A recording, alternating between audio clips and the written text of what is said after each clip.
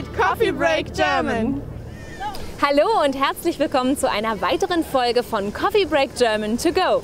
Unsere heutige Frage lautet: Wann hast du Geburtstag? Oder wann haben Sie Geburtstag? Ich wiederhole: Wann hast du Geburtstag? Oder wann haben Sie Geburtstag? Mal sehen, was die Leute sagen. Los geht's! Ich habe im November Geburtstag. Ich habe am 21. August Geburtstag. Ich habe am 23. Oktober Geburtstag und bin im Jahre 1991 geboren. An Silvester, am 31. Dezember. Am 25.05.2002.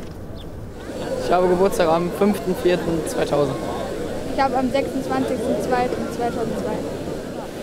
Wir haben am 18.09. Geburtstag, 2000. Mein Geburtstag ist am 8. April. Am 2. April. Ich habe am 3.07. Geburtstag. Mein Geburtstag ist übermorgen. Ich wurde am 18. Februar 1992 geboren. Toll! Nochmal zurück zu den Antworten. Ich habe im November Geburtstag. Ich habe am 21. August Geburtstag. Ich habe am 23. Oktober Geburtstag und bin im Jahre 1991 geboren. An Silvester, am 31. Dezember.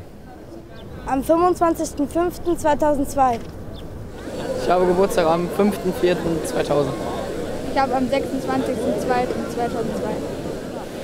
Wir haben am 18.09. Geburtstag, 2000. Mein Geburtstag ist am 8. April. Am 2. April. Ich habe am 3.07. Geburtstag. Mein Geburtstag ist übermorgen. Ich wurde am 18. Februar 1992 geboren. Super! Und jetzt habe ich noch eine Frage für dich. Wann hast du Geburtstag? Toll! Ich hoffe, es hat dir gefallen. Wir sind bald wieder zurück mit noch mehr Coffee Break German to go. Bis bald!